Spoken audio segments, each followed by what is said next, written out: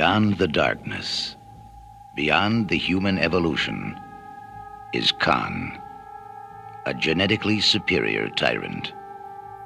Exiled to a barren planet, banished by a starship commander he is destined to destroy. Left for dead, he has survived. I'll chase him round the moons of Nibia and round the Antares maelstrom and round perdition's flames before I give him up. Welcome to the latest episode of the podcast that wouldn't die. I'm your host, Kevin. With me, as always, is Aaron.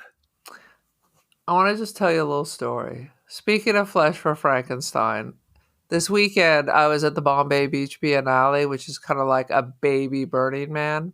And I walked into the C train because they were like little galleries. And who do I see? Who do I see on the walls larger than life? Not one, but two pictures of. Can you guess? Is this related to Flesh for Frankenstein? It is a matter of fact. Who was in there staring at me? Joe D'Alessandro. Oh, that would have been good. But it was Udo Kier, just as good. I bet Mr. D'Alessandro was probably there. He might have been one of the people with no shirts on running through the desert. Who's to say, after all? Who's to say? With enough glasses and furry vests, it could be anyone. I'm sure he was there in spirit. Now, ladies and gentlemen, you might be saying, what is the movie we're discussing this week? It's not Flesh for Frankenstein. That's another week. Yes, this week we'll be discussing the science fiction classic Star Trek II Wrath of Khan, starring William Shatner, Leonard Nimoy, and of course the immortal Ricardo Montalban. That's not to say there weren't a bunch of people from LA dressed like the crew of Khan. Oh, sweet Jesus. Sweet Jesus, yes. Indeed. Good Lord. Do. Aaron, give us your 30-second synopsis of Star Trek II, The Wrath of Khan, please. I'm laying it down for you right now. Khan was abandoned by Kirk because he was a bad dude. And guess what? Coincidentally, they just happened to land on his little island, and Khan's not happy. Either is Ricardo Montalban, but not happy in the least. Anyway, poor Khan. He and his fake chest are dead. Kirk lives on. The end? Well, Kirk lives on, but not somebody else. And not Udo Kier, because he's not in this. Do you want me to knock your socks off? Lay it on me. Is fucking Udo Kier in this movie? No. Oh. I was like, what? But that is Ricardo Montalban's real chest. Shut your mouth. Because the way that necklace is, for 10,000 years, I've always suspected that Montalban had a fake chest. Because it kind of looks kind of fake, but it's real. I'm telling you, I always had a thing on Fantasy Island. He had that fresh Corinthian leather voice, man. Woo. First of all, it was rich Corinthian leather. His voice was. And as far as I know, leather does not come from Corinth. So who's to say? Good times. I always love the fact that Ricardo Montalban on Fantasy Island, his character's name was Mr. Rourke because he's a good Irish boy. Is that what you're suggesting? I always found Mr. Rourke very sexy with his white John Travolta suit. He was ready for the disco. He's ready. I bet he went to Studio 54 back in the day with Hervé. Ain't no lie. Now, do you remember the first time you saw Wrath of Khan? Oh, I'm sure I saw it at the theater. Oh, damn! How about that? That's real. I am sure I saw this at the theater. I saw this flipping channels. I think I was just watching TV, and I don't think I ever saw it from beginning to end until recently. Like, I think I always seem to tune in when it's the earwig scene. Oh With the- yeah. Oh yeah, that's some good stuff.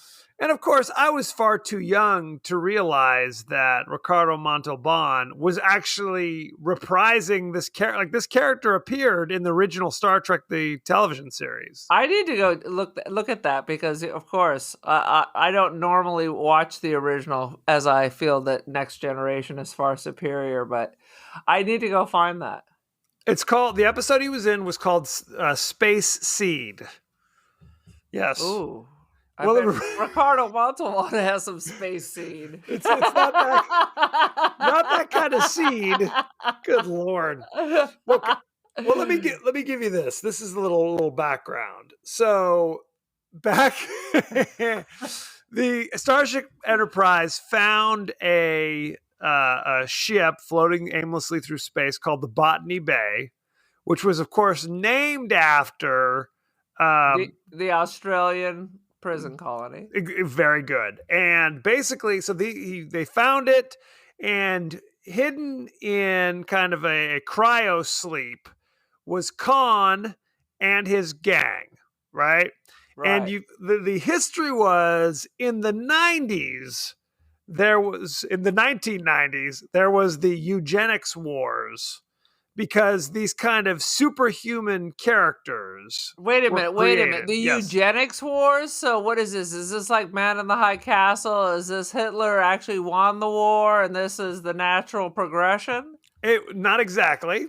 But Okay. what it was like through selective breeding, they created this race of supermen. Then how did you end up with Kirk in the far, far future? That's the right. natural progression? No. By then, progress had stunted long before that. The blood was tainted. You're telling me. So the Supermen, who were super strong and super intelligent, basically took over the world. And Khan, his full name, by the way, is Khan Noonien Singh. Not Shere Khan. Not Shere Khan. Basically ruled like a huge percentage of the earth. But there was eventually the regular people rebelled. And Khan, most of the other super people were killed, but Khan and his followers were exiled into outer space. Where, basically put into cryosleep for forever, essentially. So 2,000 years later, Kirk finds them and frees them. And of course, Khan, being the kind of guy that he is, tries to take over the ship, the Enterprise. You mean kind of a dick, not like, thank you, oh my God, you saved us all. That's from correct. This forever sleep. That's correct. And try to take over the ship, try to kill Captain Kirk. And Captain Kirk had, I don't know what she was, some kind of a science officer who fell in love with Khan and actually betrayed the Enterprise at one point.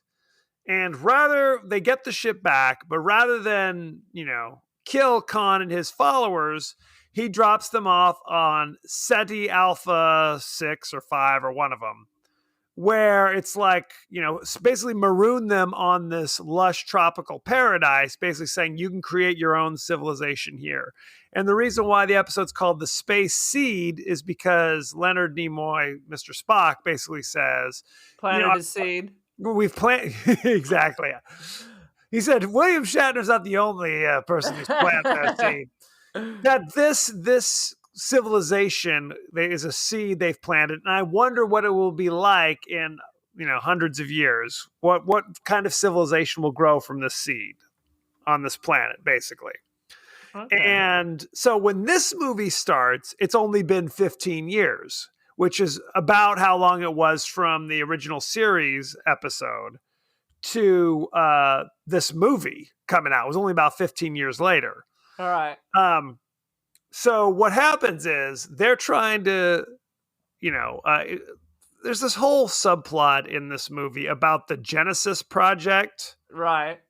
Where it's like, we've got some kind of device which will create life where there is none. So if there's a dead planet, we can launch this thing into that planet and it'll turn it into a lush And basically, when Shatner was reviewing the project, that's how vague the description is that they're applying to Starfleet for funding. It was about that vague.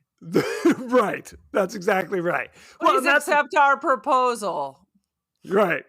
Well, and the thing about it is then there's the realization that this Genesis device, if there's already life there, the life that's already there will be destroyed and replaced with this new life.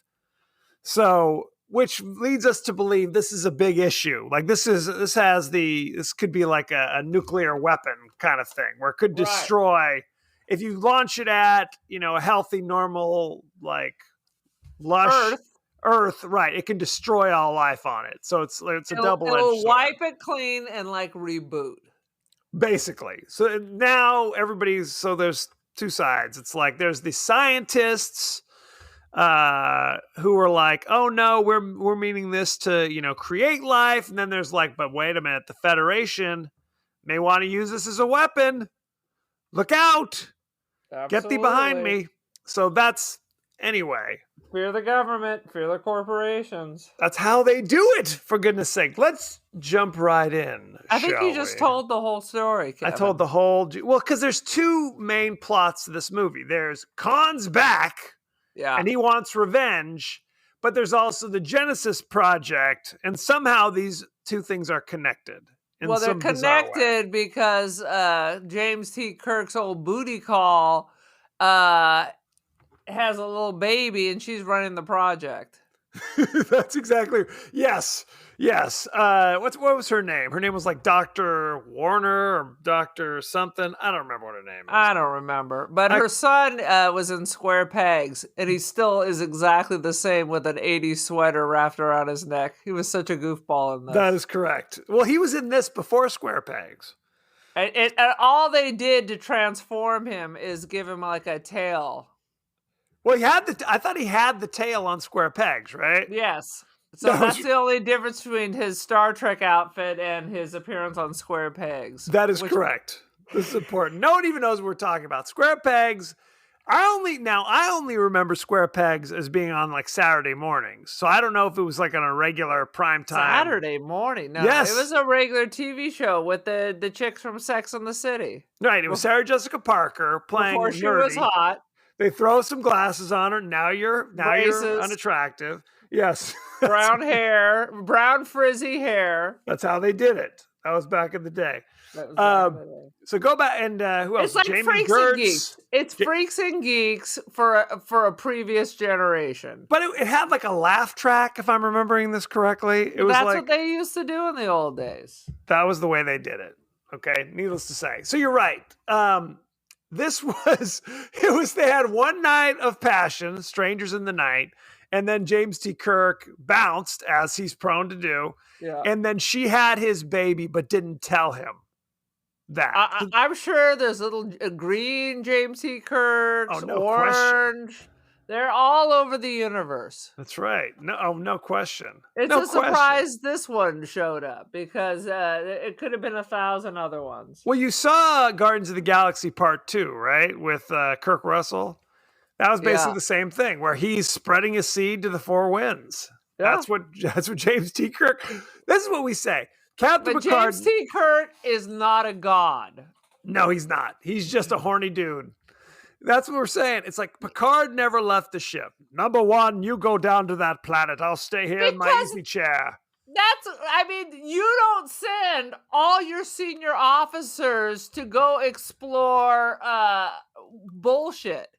The trash needs to be taken out. Let me gather all the senior officers and we will go down. Everybody. Right. Oh, we didn't even talk about the Kirstie Alley's in this movie. Oh, yeah. Crazy. Yeah, she has a tiny little head. Oh, poor Kirstie Alley. And her tiny head. Very upset. She was married to Parker Stevenson. They're Scientologist. Or at least she is. Yes, she is. Is she still married? Now, he was Joe Hardy or Frank? I don't remember. I don't remember. He was the one I liked. Not Sean Cassidy. No, our sisters love Sean Cassidy. I thought Parker. First of all, he has a great name, Parker Stevenson, but he's Stella Stevens' son. Is that what it was? That's what it is. Oh, sweet Jesus.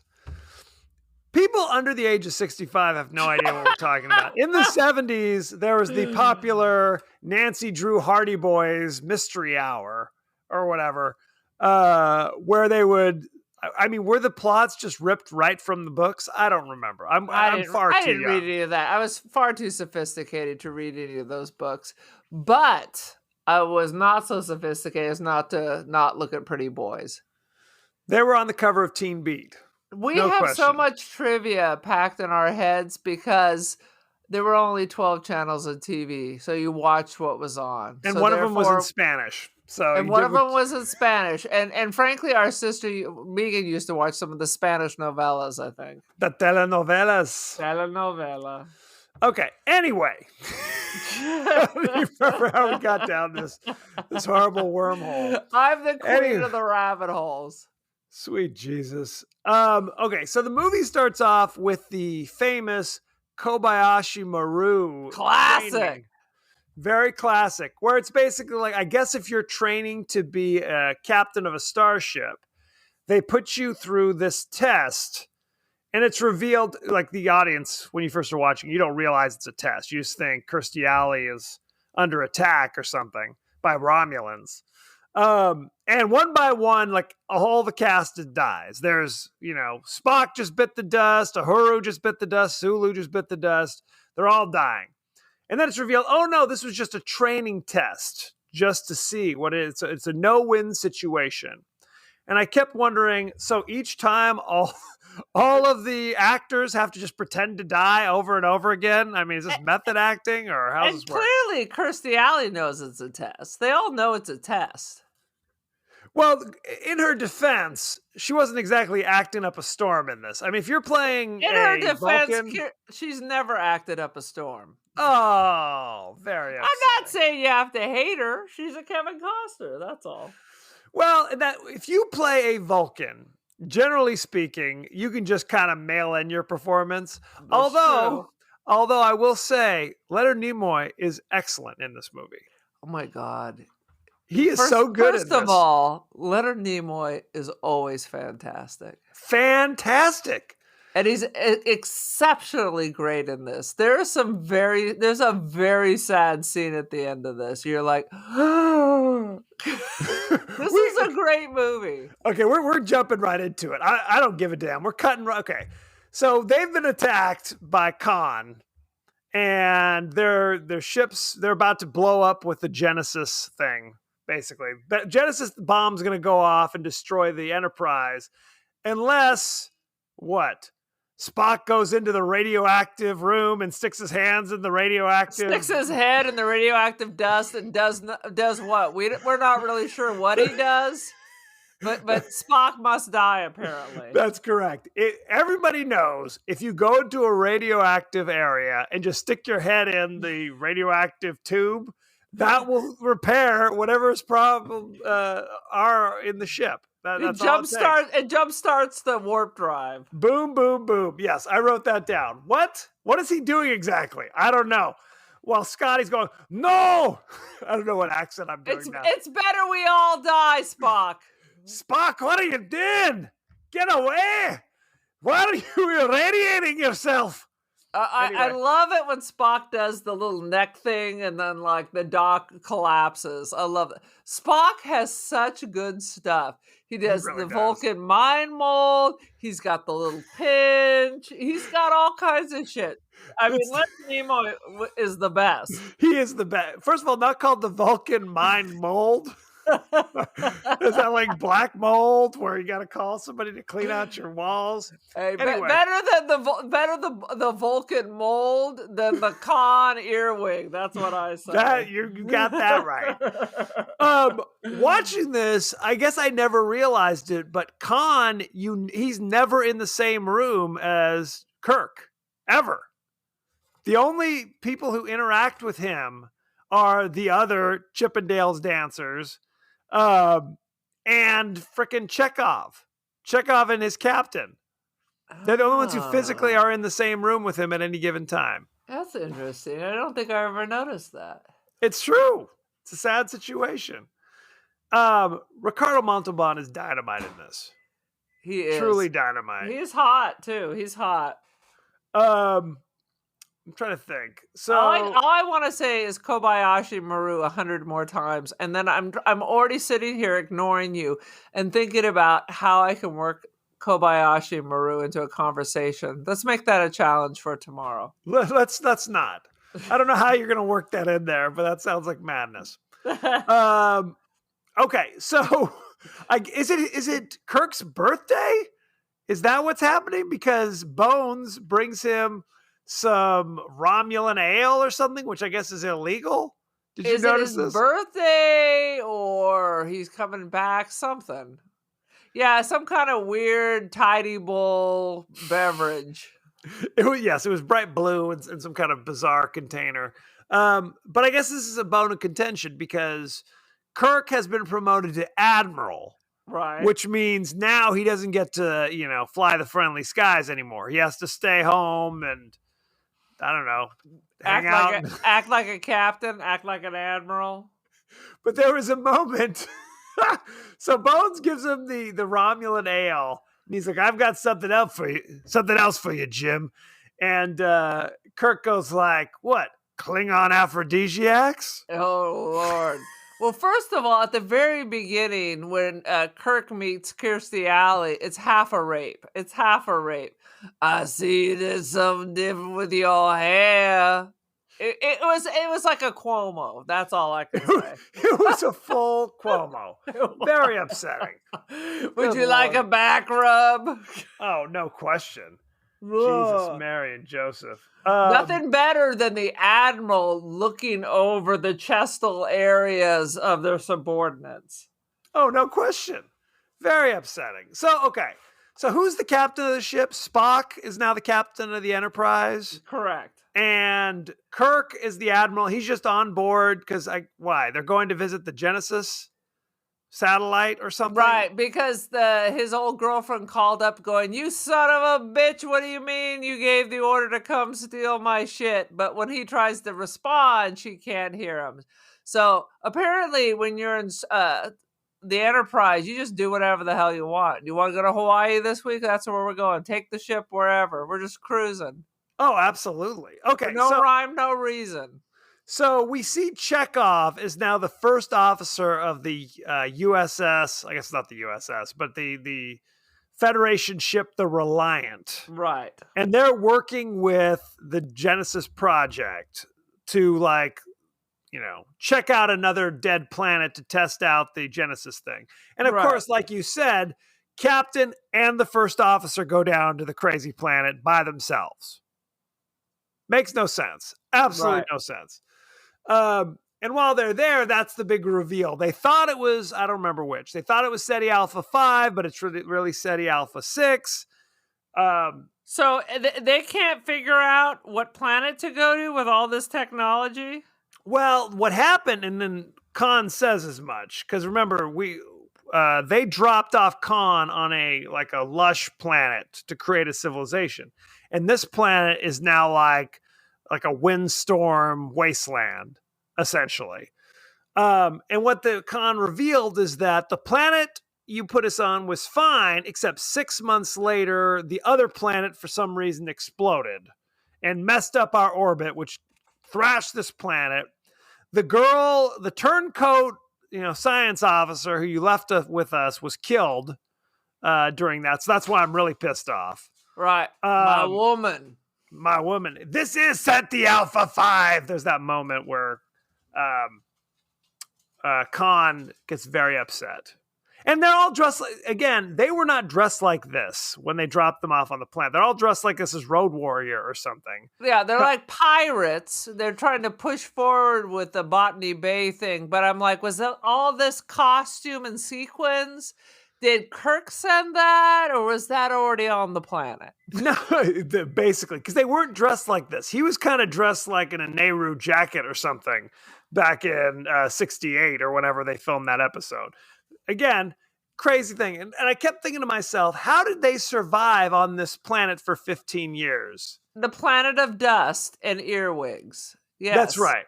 They're very good questions by magic and witchcraft. There used to be 900 of them, so they just eat one a day until 15 years went by. Well, that's the question. There doesn't seem to be any water here. Doesn't seem to be any food. The only remaining indigenous life are the crazy earwigs that we keep in a terrarium for some reason. No explanation why.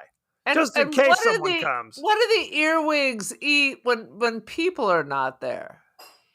Well, and we don't know if the earwigs. Okay, so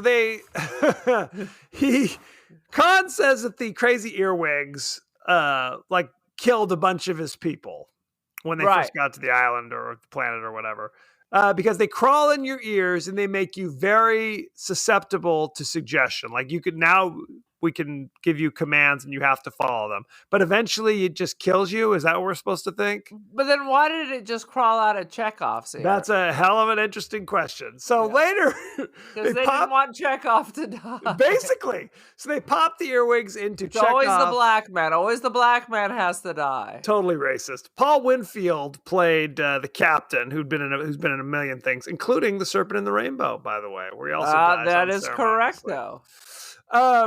So they're now under Khan's power. So when Kirk finds them later, they basically tell Kirk what went down. Oh, Khan slipped something in our ear that made us follow directions and we couldn't control ourselves. He tells them the whole plot, but he just thinks that they've been cured magically. Uh-huh. Wah, wah, wah. That was not the case. Not the case. So when they pull out their phasers and are about to zap Kirk, neither one of them particularly want to. Even the captain, who literally said, I've never met Captain Kirk before. He says that earlier. I've never met him. I barely know the man. Right. But he zaps himself rather than zap Captain Kirk. Because that's how much he believes in the Federation. That's how much he feels. And then, of course, Chekhov screams and the earwig just climbs out of his ear for no reason. I give up. You're free. Does that help? I wanted it to wrap around his cortex, but they like Chekhov. I mean, he didn't have much going on. Yeah, very upsetting. So, but in that, I guess this is important because Chekhov was on the show when they met Khan. But interestingly enough, Sulu wasn't a part of the show yet. Oh, I didn't know that. Yes. I thought George Takei was always there. No, there's something like, I don't know what it was, but there was some kind of like overlap. Like they weren't always there at the same time. Like one started with one and then the other one joined. I'm not sure exactly. I'm not a Trekker. Trekkie. See, Trekker is actually the proper term. Trekkie is what people who hate Star Trek call people who liked Star Trek. Let me just ask you this question. Please. Star Wars or Star Trek, Kevin? I've answered this many a time. You say Star Trek. See. I say Star Wars. Yeah. So there you go. That's too bad. Now, let's be, okay. How many of these Star Trek movies have you seen? I've seen a bunch of this cast. I really got excited when it was Picard and the Borg and all that. And I think I saw a couple of the new ones too. Well, they did. I'm trying to think. I think I've seen more Treks than Wars. Especially now. Now I won't even watch the Star Wars anymore. Okay, well, let's break this down. You've got Star Trek the Motion Picture. Terrible. Which is terrible. I always say they took all the boring parts from 2001 and left the good parts. And William Shatner's acting in the first one is ridiculous. I mean, all the tropes, all the stereotypes of his acting style are on full display in that first movie. That's right. It's shocking that they got a second one. Truth be told. That's what's shocking. This is one of those times where the second one is far superior to the first one. Absolutely. It is a wonder that anyone bothered after how terrible the first one. And then there was the shitty one with the whales. Oh, sweet Jesus. Okay, well let's so we got Star Trek II: Wrath of Khan, which is quite Sick. good. Yes. William Shatner, not nearly as ridiculous in this one. He's still pretty ridiculous, but not ridiculously ridiculous. Right. Khan! Yes, exactly. After that, you got Star Trek III: The Search for Spock, because I don't even remember, but I know I saw it. Yep, I'm right there with you. Then it was The Voyage Home, Star Trek IV. Then it was Star Trek V, The Final Frontier. Then it was Star Trek VI, The Undiscovered Country, which has Christopher Plummer playing a Klingon. Get ready for that. Then I believe it was Star Trek Generations, which is when it was both Captain Kirk and Picard. That was terrible. And then that was kind of the transition. From there on, it was shoot, Picard. we even did this one. Yes, we did. It was Star Trek First Contact, which I enjoyed all the parts that really weren't very Star Trek-y. I liked all the Borg stuff. I didn't like all the We're on the Planet stuff. All right. And then from there, I'm starting to lose my thread. Insurrection? Yeah. Is that correct? That was good. Which I don't think I ever saw. So there you go. I know I've seen all of the movies at least one time, except maybe the last one. Then you have the J.J. Abrams ones. Which I've seen. I've seen Star Trek and I've seen Star Trek Into Darkness, but I didn't see the third one because there was a third one. I don't know if I saw the third one, but see, already I've seen way more Treks than Wars. Okay, well let's go talk about the Wars. Obviously, you got the first three. The first three, which I've seen countless times. Yeah. Countless times. I've owned various versions of it because that son of a bitch kept editing them. He ruined our childhood, is basically what I always say about George Lucas. But I've seen those. Like Star Trek Wrath of Khan, I've probably seen maybe 3 or 4 times. And that's the one I've seen the most. Okay? Same thing with First Contact, which I enjoy. Probably seen it half a dozen times. Right? Star Wars, I couldn't begin to tell you how many times I've seen. Billion times, trillion times. I've even seen the prequels, which are uniformly lousy. I've probably seen them all a handful of times, at least as many times as I've seen, or more than I've seen any of the other Star Trek movies, except for those 2 Star Treks. So I think that's the cold hard reality. Am I going back and watching Undiscovered Country? Who's to say? Now, there are people listening to this going, you jackass, that's my favorite one. So who's to say? I will say it's been so long since I saw this. It was like seeing old friends. And I've got issues with Shatner. I think I have uncontrollable rage. But it's been so long. It was like, hey, everybody. It brought me much joy to watch this. Oh, no question. No question. It is really a good movie. Now, it's a bummer. There's always, I got to be honest, there's always a part of every Star Trek movie where I'm like, oh, here's the part I don't give a damn about. Yeah. You know what I mean? Oh, the Genesis thing? Yeah. Do we need more information about that? How about less information? Quite frankly, they couldn't have been more vague about how it works or why it works or anything else. Right. It's like, didn't fully explain the danger of Genesis. There's a lot of things I wrote down. Why do we have this? Why is this important? They don't really explain that. What the hell is Spock doing in the radiation room? Why didn't Khan, the Genesis thing is in the teleporter. Why didn't they just teleport it right into Kirk's ship? Well, why does Khan want the Genesis thing? I think he just wanted it because he could drop that bomb on the Earth or wherever he wanted to. It's the ultimate weapon. So this is interesting. So Khan takes over the Reliant and dumps all of the crew on Ceti Alpha, whatever, right? Right. And how his guys are like, yes, we're super intelligent. So this is kind of their yada yada. Yes, Right. we're from the 1990s. But we know how to run the fucking Starship Enterprise technology. Exactly. 2,000 years past our level of technology. But It I would got be this. like taking your shitty Chromebook and drop it in the lap of somebody from like 1960. Here you go. It's Check like it out. I only have the ability to ride a bicycle. Now I'm gonna learn how to fly this plane while it's in the air. Well, it's I in the got air. this. Yeah. I got this. I don't need any help from anybody who's been doing it. While We I'm got dressed as a pirate. And there may be while I'm dressed as a pirate. That's exactly right. It's a crucial. Everybody's got open chest. Their chest has got to be out, fully exposed. And that's Half why those men look like they could have breastfed. And where are the children? when the children sing, and that's the thing. It makes no sense. It's the whole thing. It's like the moment you start to dissect it, you're like, what in the hell is all this stuff happening? Now, in 1968 or whatever it was, 1967, Khan was able to read a couple owner's manuals and take over the Starship Enterprise back in the day. Well, back then it was like a Volkswagen. There's like 3 parts. It was literally like 3 parts. That's all it is.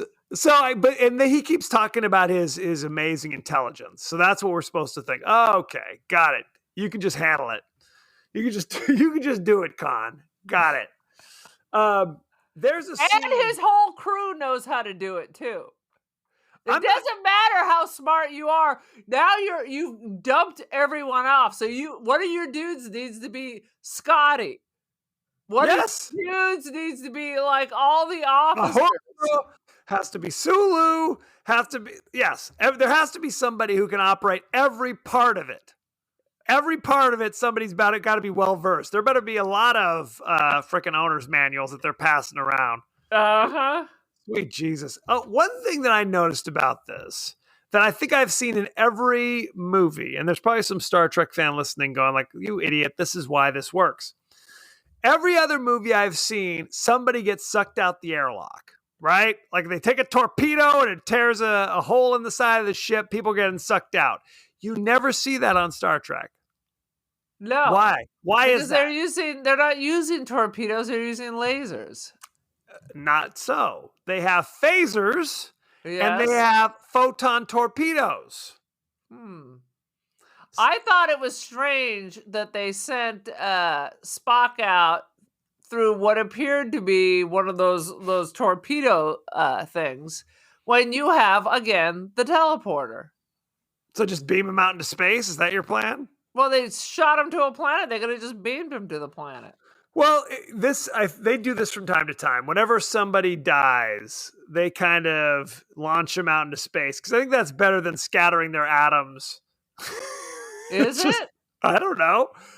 It's all kind of naval is what they were going for. Right. Well, that's true. And he is packed full of radiation. That is absolutely right. They have to get him out. It's like Chernobyl in there, for God's sakes. Yes. So this is good because they get into a space battle with Khan on the Reliant and Kirk and the gang on the Enterprise. Right. And I guess we're supposed to think Khan gets the drop on him because they don't know that it's Khan. They think it's their buddy driving the Reliant, right?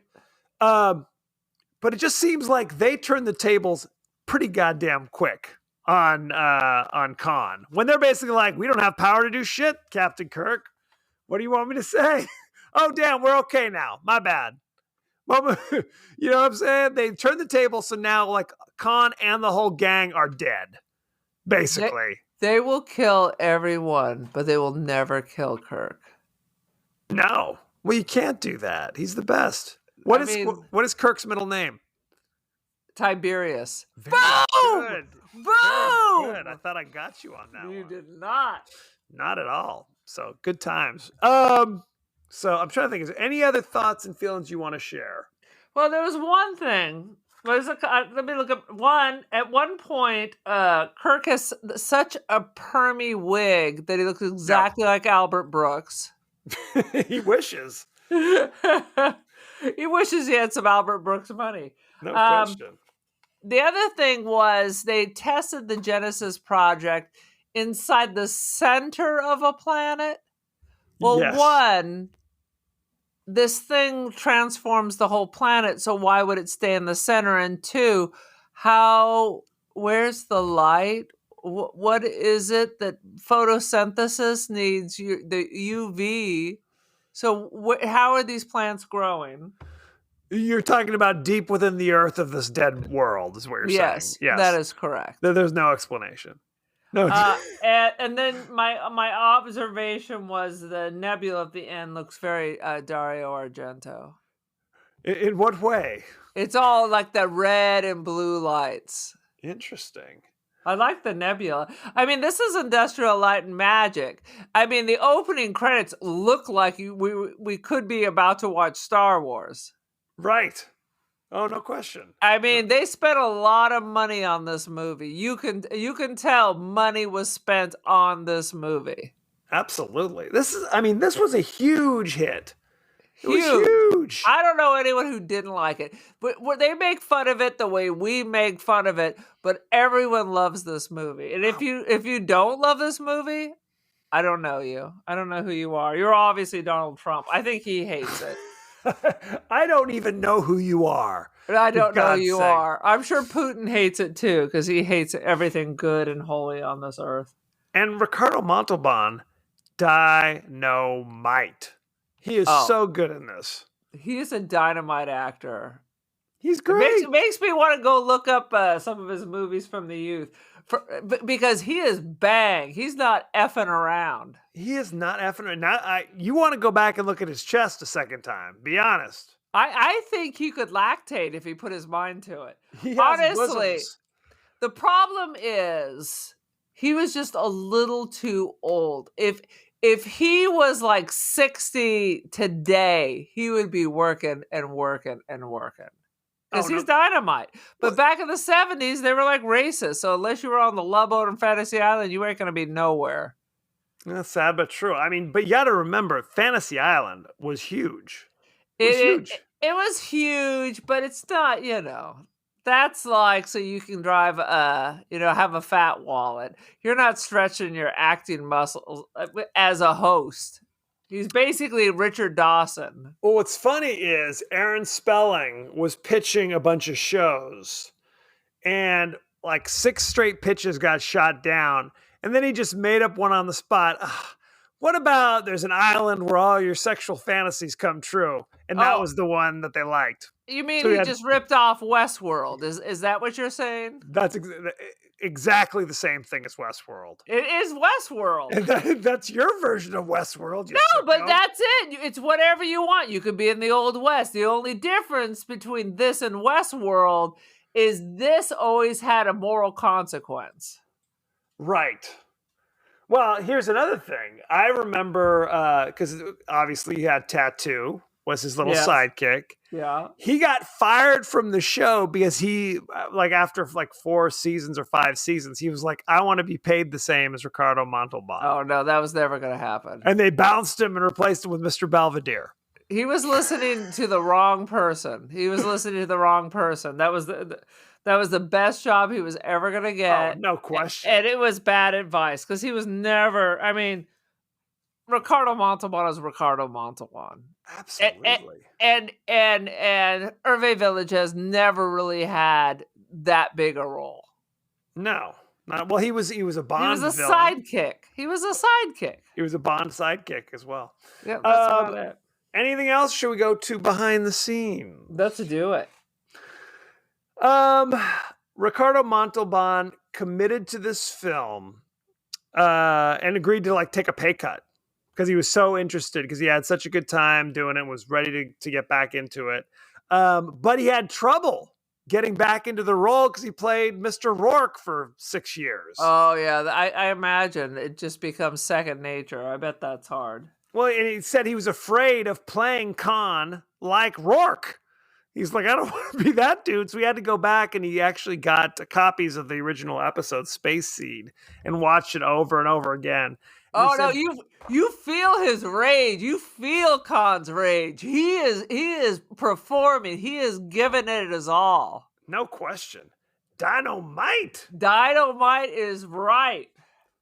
And let's see. The Final Frontier monologue is heard for the first time since Star Trek 1966, now narrated by Leonard Nimoy, and they changed it slightly. Instead of saying its 5-year mission and to seek out new life, it now says her ongoing mission and to seek out new life forms. So there you go. Because I will it's been tell long you, since 5 years. It has the saddest scene of any of the Star Treks. Whole planets disappeared, and they aren't as sad as the end of this movie. Fuck, Spock dies. Spock dies. Because we love Spock so. We It's really love what it is. Spock, and you can relate. It's like these guys have been friends forever and ever. It's like that crappy football movie that men always cry about. Are you talking about Brian's song? Correct. With Billy D. Williams and James Caan? You know, I never saw it, but I've heard It was a about it. made-for-TV movie, if I remember correctly. I don't even know. I don't Yes. even know. It was Brian Piccolo, and it was the Kansas Comet Gale Sayers were the two guys. Thank you very much. That's pretty good. Thank you. Let's see. Oh, here it is. There's a running You gag. just skipped right over it. It is emotional. It made me tear up. Don't block out emotions, Kevin. I'm blocking them.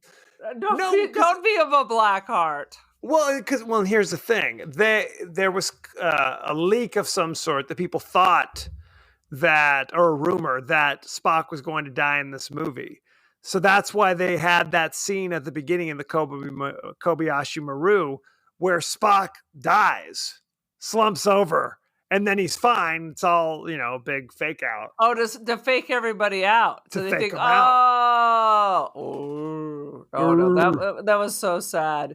And then crazy Kirk quoting, it was the best of times, it was the worst of times. Right. What was it? The Tale of Two Cities? I think it's the Tale of Two Cities. He's like, I guess Spock really taught me something for once. He's the most human of us all. Especially you, Dr. McCoy.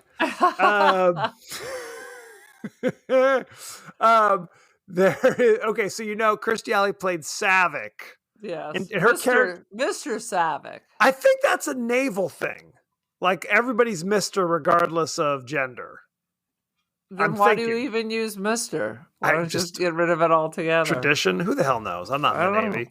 Ladies in the Navy, write to us. Let us know. You can sail the 7 seas in the Navy. What was I going to say? So Saavik, played by Kirstie Alley, she was supposed to be back for Search for Spock, but because they only signed her for one movie at a time, she had exorbitant salary demands. And they just said, F off and recast her. Good. You don't need her. She wasn't that good.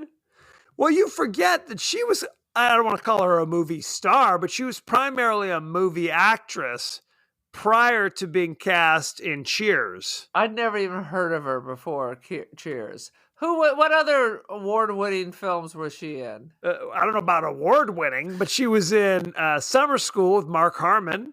You ever see that? She was the romantic. Okay, well, whatever. So She's done other things. That's about that level, was what you're saying. It wasn't like Places in the Heart with Sally Fields. It wasn't anything like that. She was the original choice to be Norma Ray.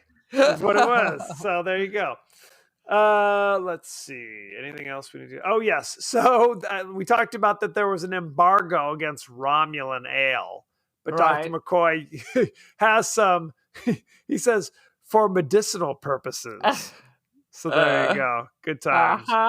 What about the guy? Are we doing behind the scenes right now? Yes, we are. But whatever, jump in. No. Go ahead. What else you got behind the scenes? Who hated each other? They all hated each other. They all hated each other. They all hated Kirk.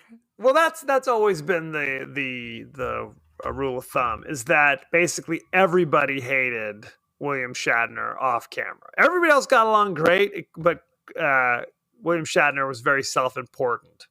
He was a Always. prima donna. Prima donna, which is kind of ironic because after the TV series was canceled, his career went in a total swan dive. Like he was Right. like basically living in a trailer, doing whatever movie. Like if you look at the early With 70s, Bob Crane doing supper theater, what is it, dinner theater. pretty much like he was like couldn't get hired, couldn't get arrested in this town. Because he's terrible. But you just get used to it because he's Kirk, and Kirk is out of control. Kirk is the high school kid who's not on Ritalin, who should be at Ritalin, but because he has no impulse control whatsoever. That's 100% correct. Clearly. But obviously when Star Trek, the motion picture came out, then it kind of spurred more interest in William Shatner. Now, he didn't get TJ Hooker until after Wrath of Khan because it kind of proof of concept. Now we establish, yes, there's still interest in these films. And I guess the transitive property, that must mean there's interest in William Shatner. So there I you go. never saw TJ Hooker. Did you watch that? All the time. Was it a double whack pack? TJ Hooker and Knight Rider? Well, what made TJ Hooker different is that he wasn't a detective. He was a he was a Beat cop beat cop. He was basically a patrolman. at like 60. At 60 years old. And typically this is like Chips. They'd have Punch like diffusing bombs on the freeway on Chips. I mean, I'm not sure that's really your area of expertise, Punch, but whatever you want, bro. He'd be like negotiating with terrorists. I mean, that's how they do it in TV land. He saved the 84 Olympics from terrorism. Single-handedly, absolutely. Very upsetting. Let's see. Behind the scenes, the close-up of the SETI eels entering and exiting Chekhov's ear were done using a huge rubber replica of his ear. And one morning, the effects crew discovered the art department had left a true-to-scale Q-tip next to the giant ear. Ha ha ha. They're hilarious. Those crazy kids. Wah, wah, wah. Anything else? Oh, there's a scene when Scotty goes, "He had a wee bout, but Dr. McCoy pulled me through." Actually, this is a reference to James Doohan, who played Scotty, had a heart attack in real life. Oh. So there was concern, like just before the filming began. But I guess he's doing all right. Yeah, well, then the next reference was he had a hangover. Right, exactly, which is Yeah. also true. I love Scotty. Let's see. The phrase, "To the last I grapple with thee, from hell's heart I stab at thee, for hate's sake I spit my last breath at thee." That was Khan's last words. Yes. And it was also from What? Moby Dick, Captain Oh. Ahab's speech. So I there never you go. read that. Good times. I said this earlier, and this is still absolutely true. Many of the actors playing Khan's henchmen were Chippendales dancers at the time of filming. They look like they are. Absolutely. Like all they need is a banana hammock. That's all they need. They're just oiled, well-built men who don't need to act. Although a couple of them look vaguely familiar. There you go.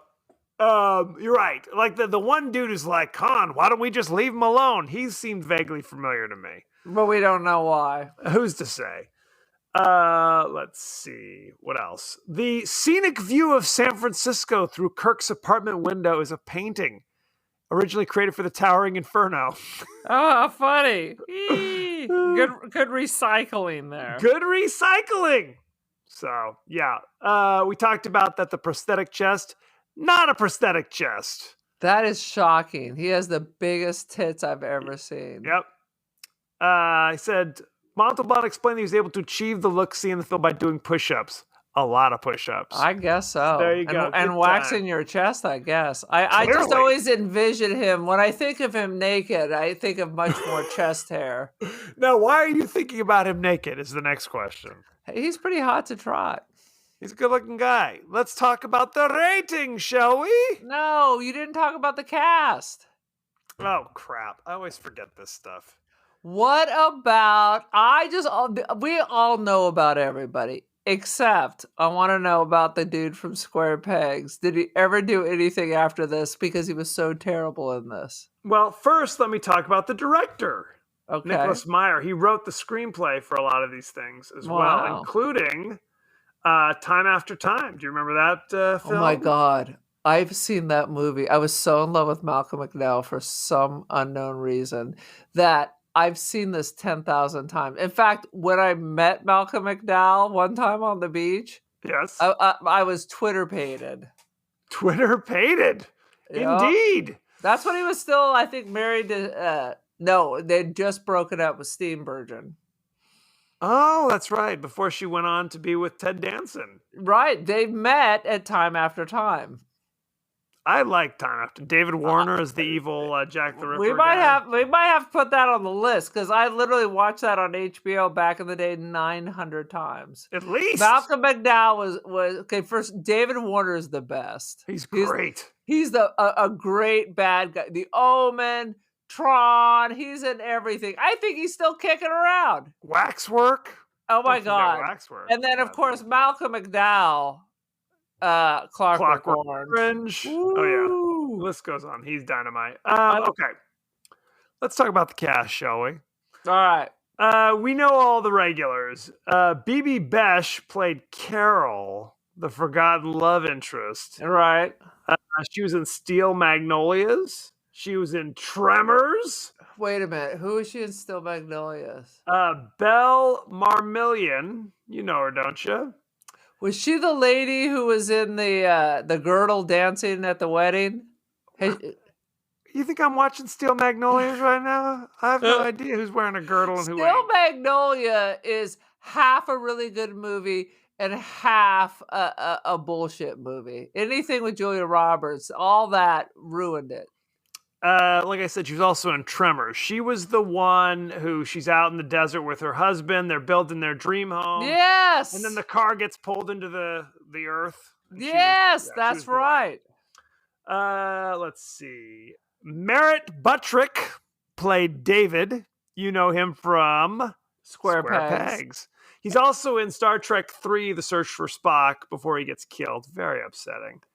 And he was in Star Trek The Next Generation as a character called T'Jon. Okay. Which I don't remember that one. No. I don't know. How many episodes was that? Half? Well, he died at age 29 in 1989. Oh, so he died now at a I very feel young age, bad. as Now you I should. feel bad. What did he die of? I think, was it AIDS? Maybe. Yeah, died of AIDS.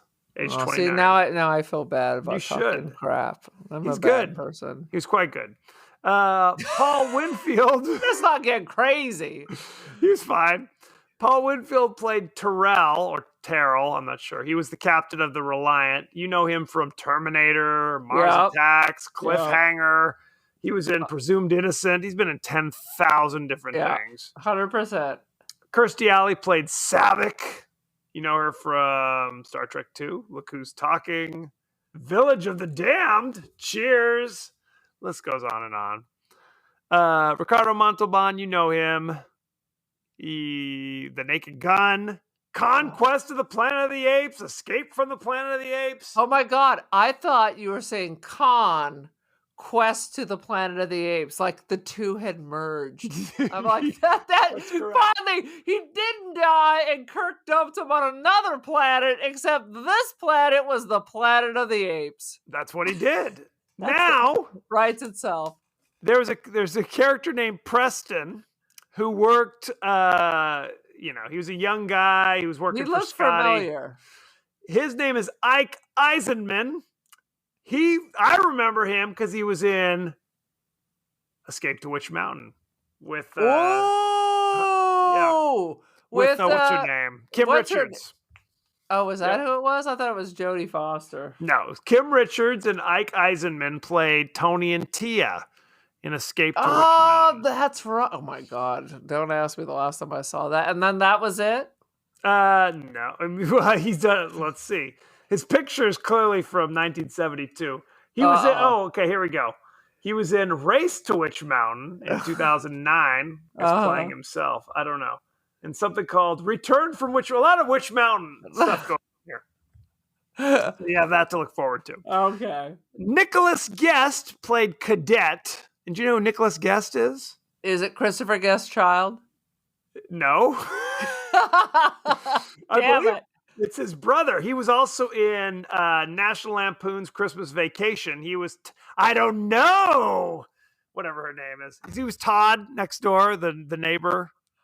Remember him? What? Yeah, married to. And he was on Tracy Ullman. Ton of stuff. Yeah. No. I was thinking of somebody else. No, you're wrong. Yeah. Anywho. You're right. Anybody else we want to talk about? I think that might be it. Well, that's it. We don't want to talk about anybody else. Oh, hang on. Judson Scott played Joaquin, who is the sidekick of Khan. Okay, how do we know him? Because he looked like he was in Kroll or something. He was in Blade in 1998. He was in V, The Battle Continues, or whatever it is, the series. One episode of X-Files. He was in The Next Generation. What's this one? Is that? Yeah. Played a character named Sobe. You know him, don't you? Anyway, he was uncredited in this movie, which is weird. He had lines. He wasn't just some dude in the background. Why would he? He was literally the only person on Khan's crew that had any personality or lines. Everybody just stood and stared. Otherwise, that is correct. Shall we talk about the ratings now? At long last. Now you know Rex Reed had something here. I looked.